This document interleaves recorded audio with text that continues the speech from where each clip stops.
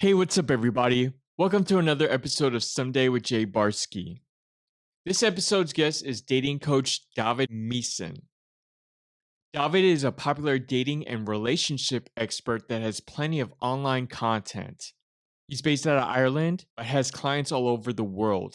You'll hear us talk about his self help podcast, the importance of high quality social contact, and much more. So, with that being said, I hope you enjoy our Someday with David Meessen. David Meessen, what's up? How you doing? Good man. How are you? I'm great. I am happy to have you on this podcast. I have some friends that are following you, and they kind of recommended about your relationship advice and the services that you provide, which is kind of what I want to get into first. And you have the Meeson Consulting Company. So how'd you go about in starting that? Well, I was unhappily married many years ago. I was always into personal development.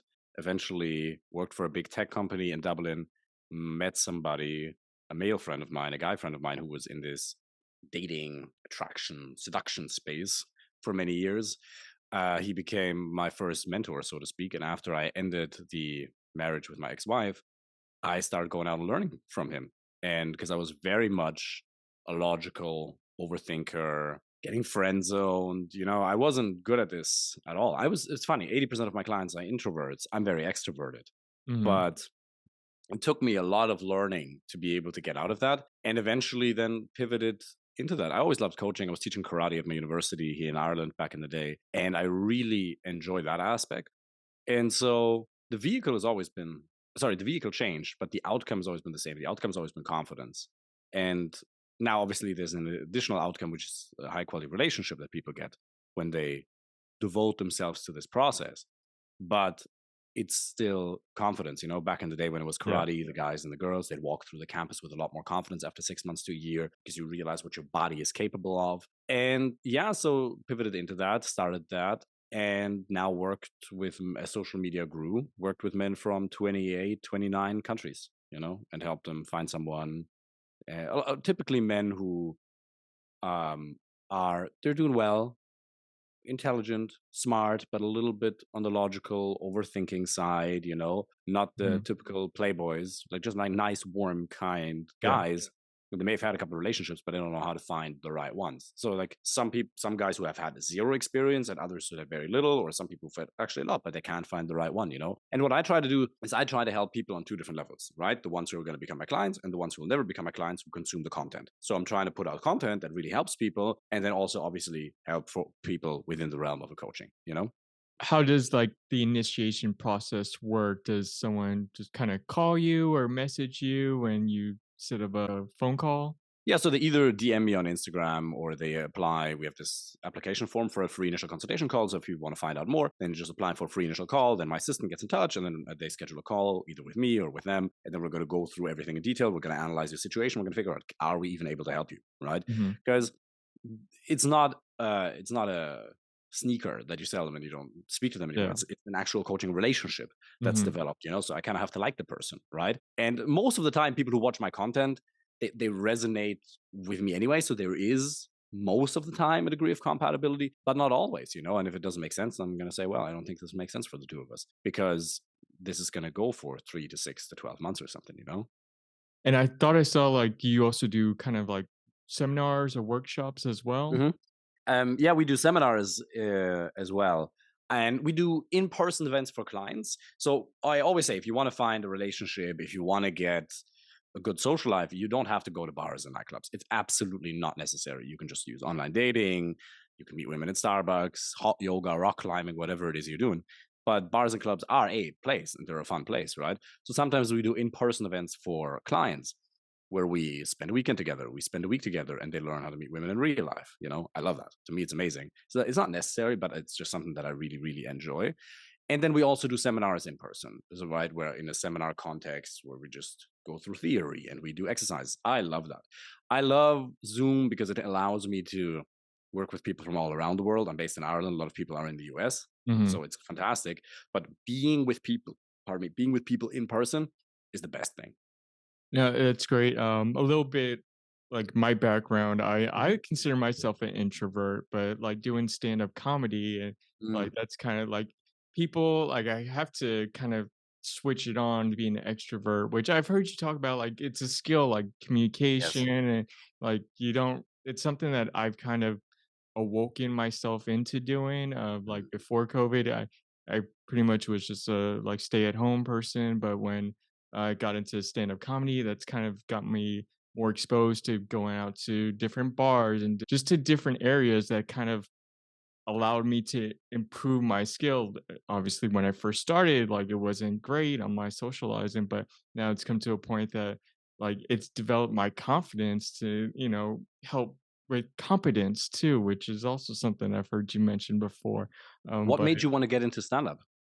this one night, I actually went to a bar. I always like comedy. I never really got into too much stand up just to see until like COVID kind of gave me that push to like appreciate like stuff that I should be going out to. So I went to a I went to a bar one night with a comedy show, and this was before I started doing stand up.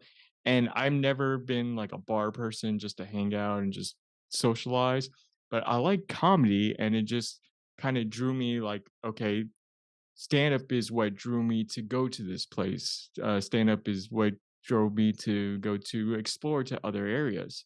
So I came just to start off, just to watch. That's all I wanted to do, just go watch the other shows. And then I kind of just pushed a friend of mine into it, and he kind of just pushed me into doing it myself. And that led me to just being better at socializing and just helped me on my speaking skills and just pronunciations on a lot of stuff.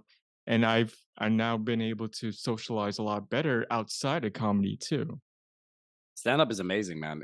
I'm such a big fan of it. Uh, I have a friend of mine who was the most brutal introvert 10 years ago, developer, software developer, and then real introvert. So he said COVID is the best thing that ever happened to him because he didn't have to speak to people, you know? Funny enough though, is that he became a street magician. He went out there and for 7 years he performed magic. And he was also in this dating, attraction, seduction space. So he's pretty good with women. He is by nature the most brutal introvert, but he can switch it on. He's very funny, he's very witty. Yeah. He has stand-up comedy level humor. I would say I'm pretty funny because I've developed it over years for an average person. Stand-up comedy is Mhm. different level. It's the Yeah. same with martial arts. Like there's like martial arts hobby, kind of the way I was doing it for 6 years, and then there's Bellator professional fighting. Not talking about that, right? That's Yeah. very Yeah. different level, you know. Um, but he is so funny. It is amazing. And you realize as you've gotten into stand up, you know that there's really levels to things are just objectively, certain things are objectively more funny. Mhm. There's subjectivity, but certain things just hit. And he is so funny. And it's so cool because when I hang out with him, and every now and then I make a joke, and it's like sometimes it lands and it's good, and sometimes I just make a joke that's kind of like dad joke humor just for fun. And he just looks at me, he's like, "Well done, good try, boy." You know, a stand up is amazing. I love, for example, the Kill Tony show or various other ones. What I actually teach all of my clients, or I tell my clients rather, you should watch an hour to 2 hours of stand up comedy a week. Okay. Because how are you? I actually say that because a lot of them they're so stiff, and I'm so German. I really understand that, right? I think there's a Yeah. difference between joy and fun. Mm. My father, after his divorce, he's now been with his new wife for 10 years or something. One of the most joyful people I know. Very joyful, been meditating for 20, 30 years. Very peaceful, loving person. Amazing. Joyful. But he's never cracked a joke in his life, I think, because fun is different. Mhm. Fun is different to joy. Joy is it's gratitude. Yeah. It's a very deep spiritual emotion. Fun, I believe, it's also spiritual in a way, but it's more lighthearted, silly. I think if you want to have a really happy life, you want to have both. You want to have joy and fun, right? Mhm. So I didn't understand sarcasm at all. I completely grew up without it. But if you surround yourself with funny, you can become funnier. Now you're never going to Yeah. be a Dave Chappelle. You're never going to be. It's talent, right? Talent is Yeah. absolutely involved, but you can get pretty good. And you don't have to be funny. You don't have to be mega funny to get a Yeah. girlfriend or life partner. Really not necessary. But to get a little bit more loose, if you surround yourself with those things, and the cool thing is, as an average person, you can do something that stand-up comedians can't do. You're allowed to steal jokes, Yeah. right? Because if you're not a comedian, you can just Yeah. steal a joke and use it on a date. You Yeah. guys aren't allowed to do that. But if you're Yeah. not a comedian, you can just use them on a date, you know? Yeah. Yeah. Well, you said you recommend your clients for to watch up stand-up comics. Is there Mhm. any comics you recommend that Oh you yeah. So I'm open. I like all kinds of ones, right? So Andrew Schultz is amazing. I like Joe Rogan. I like Bill Burr. I like Dave Chappelle. I like the Kill Tony show. I was like, there's so many, man. There's I don't even like such a variety. Those are some that I would usually recommend. One thing I try to do outside of stand up is doing like social media, like funny clips, which is something you do too. I've noticed a little bit in your social media clips. So, what kind of inspires you to like come up with these clips? You mean the funny ones? Well, Or the funny ones, and you have funny in quotation marks, you well, you know? have funny ones, and you have like really unique, interesting ones that like capture our attention, like the waterfall background and all that stuff. Oh, thank you. Yeah. So there's a difference between the long format and the short format. My real passion is long format content. My real passion is the YouTube videos where I can go on around for 15, 20, 30, sometimes 45 minutes. Because I think nowadays anybody can make a 15-second, 30-second, 1 minute reel and look cool.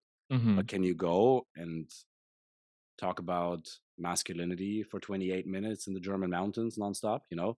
And I'm constantly working on my public speaking skills. But this is something that I deeply care about, you know? It's the experience of flow that you get is amazing. I'm sure you've had that with stand-up comedy, other areas. That is something that's really amazing. So I like I like being in nature. I don't like being inside too much. I like being in the office a little bit. It's Mhm. okay. A bit of German is left in me, but I'm way more inspired if I'm in the German mountains tomorrow, for example, right? Fernanda and a friend of mine, we're going to drive up some little hill here in Dublin. I'm going to go in a forest and I'm going to film a YouTube video there. And I'm going to go on some rant about the subject of dating and relationships. It inspires me. My mother had a big influence on me. My mother, as children, always drove us into nature. My father worked a lot, so he wasn't often home. He was home, but it was predominantly my mother. So we always went into nature. She really instilled a love for nature in me. So I love it. It makes me feel Okay. so deeply happy. And if I'm sitting in front of a waterfall in Germany and I go on a rant of like, okay, how do you get a woman to invest in a relationship? How do you keep the attraction? I love that. That feeling to me is priceless. You cannot buy that with money. It's so the only thing that I love more is in-person seminars with clients. It's so amazing. Now, the short form content is there's a lot of strategy that goes into that because it's really understanding what are everyday scenarios that people can relate to that would be how can I make it funny so it captures people's attention? How can I put a valuable one piece of Mhm. advice in there that really helps people? For Mhm. example, she says, I'm not ready for a relationship. Well, that's a rejection. Never hit on women at work. I want to, how not to approach. Well, there's actually 17 different mistakes that you can avoid in there. If Mhm. you flip it around, people are like, show me how to approach. Well, yeah, one, you learn that in the coaching program, but also if you just do the opposite, duh, you know? So how do I make it funny and relatable so people like it? And then, for example, one video that's been shared a bit right now by a lot of women, which is funny, is who should pay on a date, right? Mhm. And I say, if you as a man expect the woman to pay on the date, you're a little bit confused, Yeah. right? And all the women are sharing that. They're like, the funny thing is, I'm not saying you're supposed to buy her presents or anything. I'm Yeah. not a fan of that at all, right? Yeah. I don't want to like go into that direction whatsoever. But I was like, yeah, pay for drinks and pay for dinner, you know.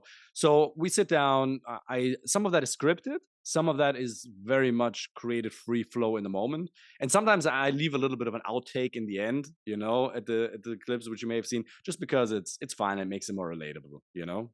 I like it. You actually and it shows that you put passion into this. You see a lot of, relationship advice coaches kinda just do their clips, at home or just, in their car or something like that would kinda spice it up and make it different.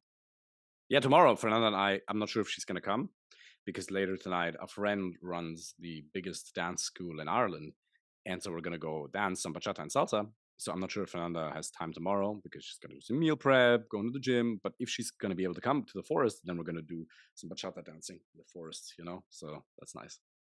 I noticed the poster you have on the back, which is I believe it's a cover of your podcast, the Dating and Relationship Revolution with, David Meessen. So do you wanna share what that podcast is about? Yeah, so that's not from the podcast. That's just the business logo, Oh, that's right? just okay. And then we use the business logo for the podcast. Yeah, the podcast is just me being able to go into a lot of mindset subjects, right?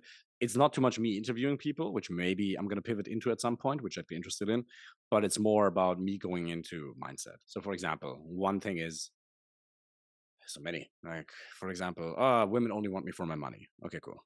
Another one is Women only want me if I have money. Also nonsense. It's all about looks. Nonsense. Here's 7 reasons why you're single. What about time? What about this?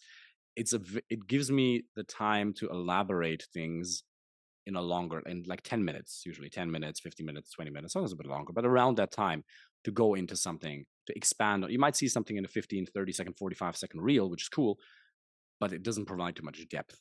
And a Mhm. podcast is nice to be able to, one, obviously show expertise, but help people resolve mindset problems.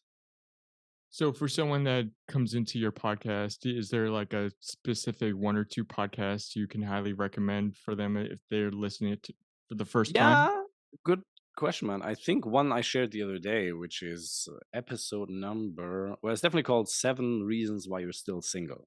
So that's a good one. That is number 44, right?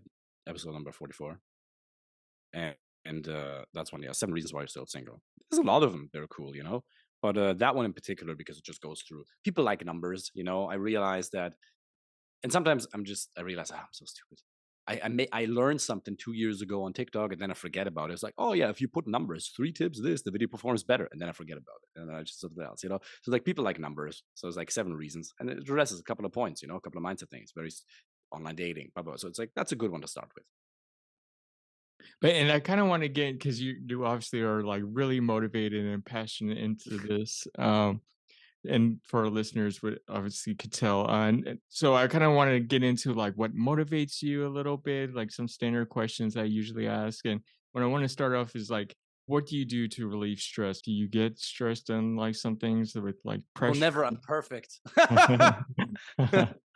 Of course, it's a big passion of mine. It's actually something that I teach in my program, a lot of strategies, and I'm going to give you some ones, some that I've used for 5 or 10 years now, right here, because everybody gets stressed. Everybody experiences those emotions, but as Tony Robbins says, we all have an emotional home, and we get what we tolerate.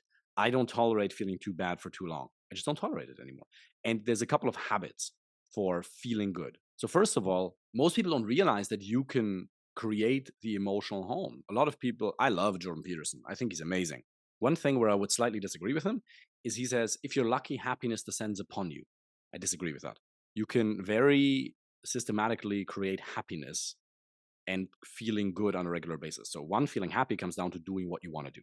Am I living Mhm, a life that I want to be doing? When I was with my ex-wife and I was spending the weekends at her parents' house, I was half depressed. Not half depressed, but I was just unhappy. I was like, what am I doing here? I want to get beaten up in my martial mhm, arts club. I want to train karate. I want to teach karate. That makes me feel alive. That's pure happiness, yeah. right? It's pure happiness. The activities, that's one. If you want to feel better, if you want to have less stress, do more of what you want to do. Be more with the type of women you want to be with. Be with the high quality men you want to be with, right? And if that means you want to work a lot, work a lot. If that means you want to go rock climbing, right? There has to be a social component. Everybody needs social contact. So Mhm, the number one thing to reduce stress is high quality social contact. Not just with women or a woman in the end, high quality male friends. Super, super important. The number one thing, I think Joanne Hari wrote a book, The Real Lost Connections, The Real Causes for Anxiety and Depression. The number one reason for a lack of happiness and thereby increased stress is a lack of high quality social contact, right? High quality social contact. It doesn't mean anybody, social contact in general. It's funny. Andrew Huberman, he spoke about that in a podcast where he says that even brief moments of social contact with strangers, a little interaction with the barista in Starbucks, you have a nice moment. So, for example, earlier I was in Starbucks and I got a latte, and there was a lady. You could see she's not doing well mentally, mhm, and she's not doing well physically. And it was so funny because I was like a little bit in getting things done mode. I was in productive mode. Today we're gonna do mhm, this, blah, blah, blah, and everything. I saw her, and I've seen her there before, and within a second, everything shifted within me because I was like, man, this poor lady, and everybody was being compassionate because I've seen her there cause trouble, but because she's a little confused, she's like mhm, 70 and she looks malnourished. She probably drinks 14 cups of coffee a day and she puts a shit ton of sugar in there. The poor lady. And immediately there was compassion because I realized, oh my goodness, this poor lady is not doing well. And she probably comes to Starbucks partially to have contact. And in that moment, I was not only did I feel a sense of connection just to the people around me a little bit, I mhm, was like, oh man, because there was a sense of compassion for this person who was suffering. mhm, So, but it's also she goes there to have some sort of social contact, and I do that too. I like that, right? mhm, I like every now and then like sitting and answering Instagram messages or working in Starbucks. I like that. mhm, I really like socializing. So high quality social contact is the number one thing, guys. You got to do it.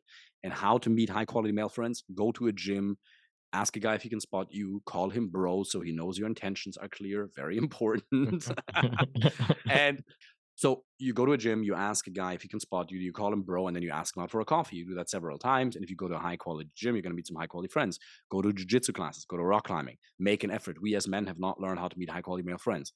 Other than your mission, your woman, high quality male friends are going to be the greatest source of happiness in your life. And happiness decreases stress. In physiological terms, there's an oxytocin release. I'm not a neuroscientist, but I've learned from some. There's an oxytocin release, there's a dopamine release. Your brain rewards you with all kinds of Mhm. neurotransmitters and happy hormones if you're in the Mhm. company of high quality male friends. Last weekend, I hung out with some of my friends, and the weekend before was the weekend before we did that, right? And you just talk shit. Just play Mario Kart Mhm. or you play Street Fighter, you beat each other up. It's one of the purest sources of happiness, right? I'm all about helping people, helping men find an amazing woman because Fernanda is probably the number one greatest source of happiness in my life on a daily basis.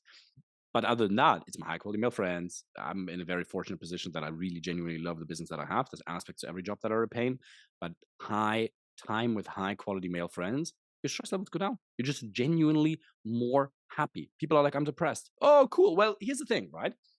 And I'm going to give you a couple of stress relief techniques in a second because you asked for that, but this is very important. You're like, oh, I feel depressed.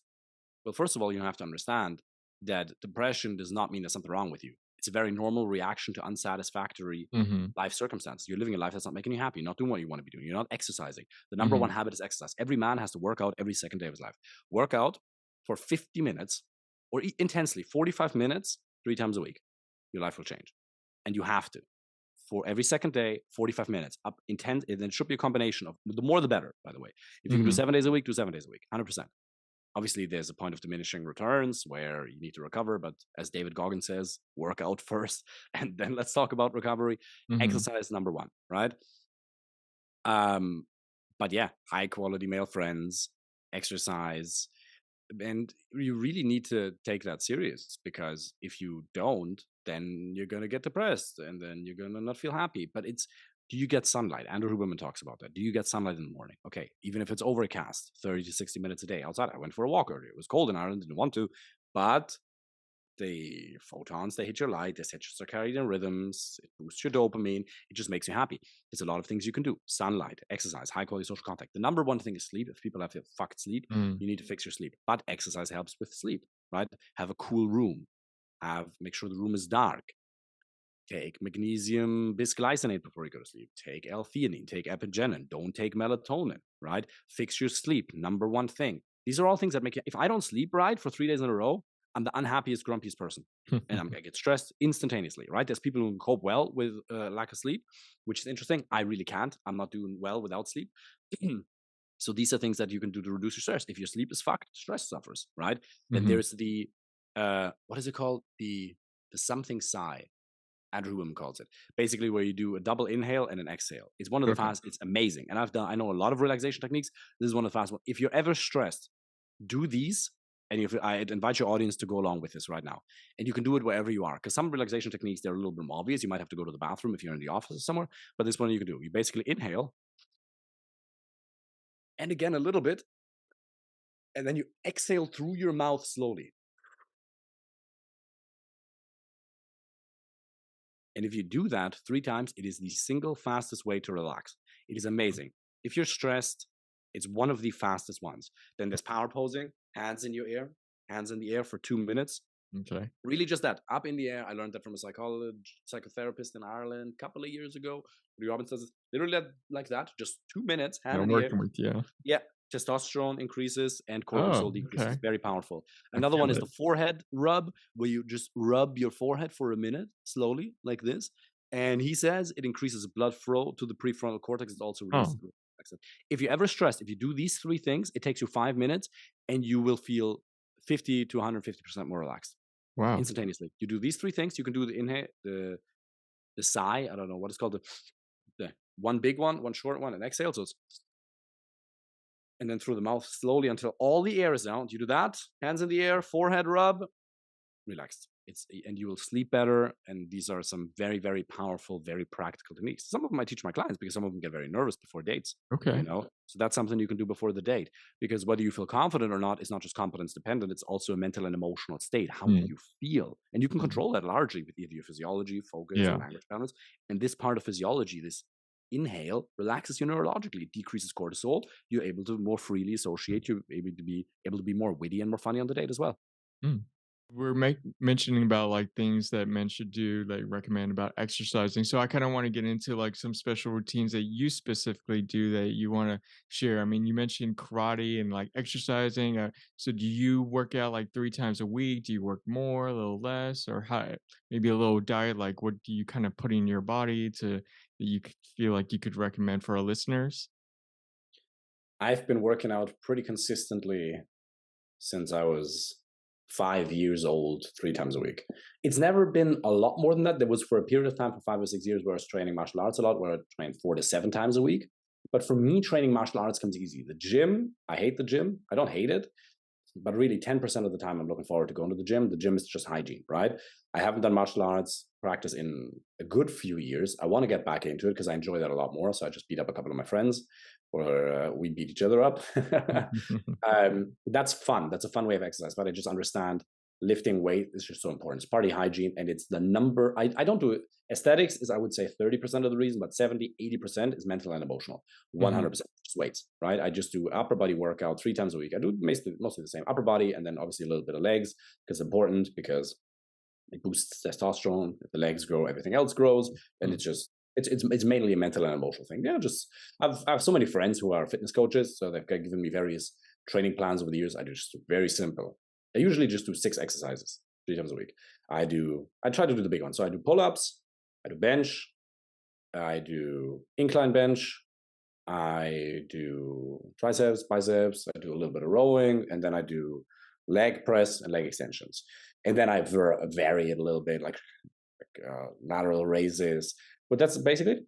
But I try to train intensely. What I do is I try to really push myself hard, and that doesn't mean I go to one rep max. Every now and then I do that, but like most of the time, I try to stay within a 4 to 8 or 6 to 12 rep range. And obviously, if you go down a little bit, it increases testosterone a little bit more between. But I try to really push myself hard during the workout, because I realize if I half-ass the workout, my energy for the rest of the day is going to be half-assed. One, because my self-esteem is going to suffer because I know I didn't push myself, but it also has a mental and it has a physiological effect. If you push yourself hard, you get more energy from that. Because it's, for me, the gym is a metaphor for breaking through. There's a challenge in my life. I'm going to go through. I'm going to go through. It starts with physiology. If you don't train your body, you're not going to be able to break through unless you meditate an hour a day. If you meditate 45 minutes or an hour a day, that could replace exercise largely. I don't believe fully, Hmm. but strokes for different folks. But I believe every man should exercise. That's that mainly. And then I do sauna, and then I do cold showers. With nutrition, I'm definitely far from perfect. Um, a friend of mine who's a fitness coach, he says my nutrition is all over the place. I'm going to sort that out over the next couple of years. I do, yeah, it's quite overlooked. I make sure that I get all the nutrients. I try to get a lot of greens, and then basic supplements like vitamin C, zinc, D, omega-3 fatty acids, high quality fish oil supplements. So I would recommend people to check out Andrew Huberman. He has a lot of high quality content on that. I'm not an expert on that. Then some mushrooms, obviously not psychedelic or anything. I'm not a fan of drugs whatsoever. Hmm. Nothing, zero. Alcohol, very rarely, on very rare occasions.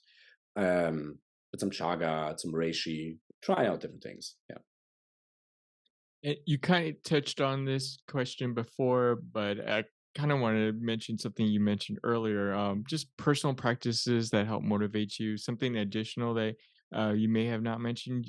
But you did mention earlier that your mother's kind of been a big driving factor into, I guess, a lot of what you're doing or just going outdoors. Is that right? Yeah, both of my parents have. So my mom has influenced me in a lot of ways. My father also, though, because they're not the most typical German parents. In a sense, they are, but in a sense, they're open-minded, very much. So my father had me do my first raisin meditation when I was 5 years old, or 7 or 6 or something. So imagine you're a 7-year-old, 8-year-old, 6-year-old child, whatever, and you're playing in the garden with your brother, and then mom calls and says, lunch is ready. Let's go. You expect lunch. And then your father is home. He says, we're going to meditate. And you get 3 raisins. And he goes, this is your lunch. Gonna meditate. You take it. You look at the raisin, feel it. And he's very, and he works in the healthcare sector, so he's not Mhm. off that. He's very much based on objective reality. He still works quite successfully in the healthcare sector in Germany. So they're very much based on objective reality, but also open-minded towards spirituality and other things. So as I'm meditating, I'm like, I'm fucking hungry as shit as a 5, 6 year old. I'm like, give me some proper food, right? I basically get into loving kindness meditation. And meditation is something that I've been on and off and on with. The number one habit for me is gym, 100%. And I think a lot of people, a lot of things that clients of mine struggle with is their inner dialogue. They have not yet refused to live in an adversarial relationship with with themselves. They punish themselves. I don't beat myself up if I'm not perfect with my habits. If I'm very clear on my must haves. I must work out 3 times a week. If I do that, cool. Every second day I got to work out. That's it. The only reason I don't do it is if I feel a little sick or feel my body is worn down. That's the Mhm. only reason I don't do it. That's fine. Otherwise, it's going to get done 100%. And if I can't do that, at the very minimum, I'm going to go for a half an hour run, right? Because that's a very intense workout. If you run for 5 kilometers, I find that a very intense workout. But I don't punish myself if I don't do it, right? And so, yeah, my parents have gotten me into personal development from an early age. And so when I was 14 years old, I got into EFT, emotional freedom technique, right? From 14. And then I started doing that regularly from 16 to 20, for 4 years. I tapped on my face, They're like, David, how did you learn English? Do you want the real story? Well, I tapped on my face from 16 to 20. And I affirmed things. Amazing guy called Brad Yates, probably the best teacher for emotional freedom technique out there. Absolutely powerful tool. And that's something that I started. So I got into that very, very early, So I love that. What motivates me these days is I don't have too many things to do. I don't need to do a lot of things that motivate me because I've built my life in a way where Mhm. that's motivating. Right? I Mhm. like doing it's working. And then so Mhm. you just, at some point, you're just in a routine and you're just doing it Yeah. because it's a rewarding process. It's just what I'm doing. And this is awesome. And this is fun.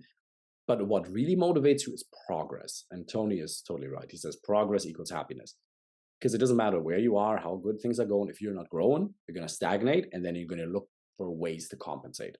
So Mhm. what's the next step? What's the next step in the business? What's the next step for clients? How can I, like the other day, I was in the office at fucking 3 a.m. in the morning and I was recording new modules. It was okay, cool. Helping clients. Let's build out this Instagram strategy more because Instagram's so powerful. It was already really good, but then an update. Okay. And then there was an update on Hinge. Let's build that in. Right. So I like creating that. Right. Because part of my coaching program, one is obviously real coaching calls, be that group coaching or people have a shit ton of money, then it's one-on-one. But there is also a training platform, right? And I'm like, this is the big one. Like, okay, how can I build that, create that, right? I've never been creative to the extent that I can draw, but I like creating things that haven't existed before. So that progress is very, very motivating. It's like, it's even better client results, even better client results. It's already good, but like more, better, bomb, Mhm. different system. Video, right? I'm excited about the video tomorrow that I'm going to film. I don't know what I'm going to film yet. I'm going to write down, I'm going to sit down, I'm going to meditate on it a little bit. I'm going to be like, oh, cool, what do I want to do? I like sitting down and staring at the blank canvas of my mind. I think writers call it, or comedians call it, the fear of the blank page. You sit down and what Mhm. am I going to? There's nothing. Yeah. I do that with my mind because if I film a YouTube video, because I have so much content. I have over 2,000 pieces of short form content, right? So I can just recycle them. But I'm like, okay, something else, a new angle, Yeah. the principles are always the same, but a new angle, a new story. How can I tell it differently? What's something else? What's something else that I can bring in? And I sit there and I stare at the blank canvas of my mind. What am I going to talk about? And there's nothing. There's nothing. And then one thought comes, and then one thought comes, and then it develops. I'm like, that's a creative process. Mm. That's exciting. So the progress is cool. And then leveling up, and then, okay, cool. Now we're having higher quality Instagram reels. So progress is really cool. And then progress in a relationship as well. And that's what, or even for men who are getting out there, you don't have to be in a relationship straight away for you to feel like you're making progress. Hey, can I get more Mhm. dates? Can I get higher quality dates? Can I keep them interested in me? Okay, awesome. Now I'm in a relation. Now I'm dating several different women. Now I'm in a relationship. Okay, how can I then grow with Fernando? Like going to Mhm. the gym. And these are important things. And how can I grow with my friends? How can I help my friends succeed? Mm. Progress is really what's going to make you feel alive. Tony's totally right. Progress and contribution, helping other people feel good, advance in their life, and make progress in your own life. These are two very, very motivating things. Amazing. But David, I think you kind of like shared a lot of great information that I think our listeners would greatly appreciate. Are you working on anything that our listeners should watch out for? Yeah, it's funny. I probably shouldn't be talking about this yet, but I'm actually going to release a shorter product soon. I don't know when yet. I don't know the title, so I don't want to reveal too much. Mhm. Because usually the only way for people to get to me was either through the free initial consultation call, obviously, or if they join the program. It's quite expensive, all of them. So I'm releasing a product that's going to be less than €100.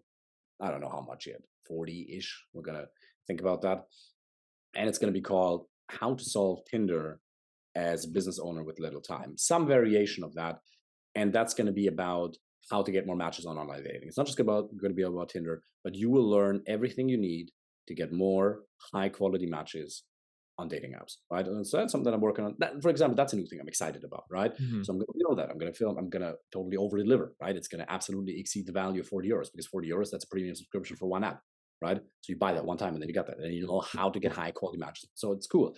That one thing. So that'll be released. I don't know how long it's going to take me, a week, a month, or something. I don't know, but that's something that I'm excited about. Yeah. Awesome. And do you have any final words you want to leave our listeners to help motivate them in pursuing their someday? Yeah, you're absolutely in control. All you have to do is you have to change a couple of thoughts, you change your actions, and you change your results. The results that you have right now, they come from thoughts. But we as human beings, we're not only controlled by our thoughts, but more so by our emotions. Right? Thoughts create emotions, emotions create thoughts.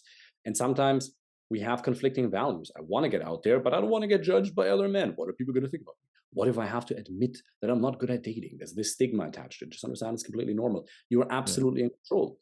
You can do it. You can do it by yourself. You can get professional help, but you have to do it, right? There's no way around that. I mean, you don't have to do it. You don't have to do anything, right? You Yeah. can be perfectly fine without it. But if you want to be happy, having an amazing woman in your life is absolutely essential. But it's high quality social contact is the lesson I want to leave you with a high quality woman as well as high quality male friends. It is the number one source of happiness. As a man, you have to be on your path. You have to be doing something you enjoy. Your mission, absolutely important. Without that, you will feel lost. But you need high quality people, and you can do that. You can just get out there, you can learn to socialize, you can really do it, and your life can get measurably better. The quality of your life can get measurably better. You can get so much happier if you spend time with the right type of people. Thank you so much. Appreciate David for everything that you recommend for our listeners. I think our listeners grasp a lot of what everything that was discussed today. But David Meessen, thank you so much for joining us Thank you. on Someday with Jay Barsky. Thank you so much. Thank you.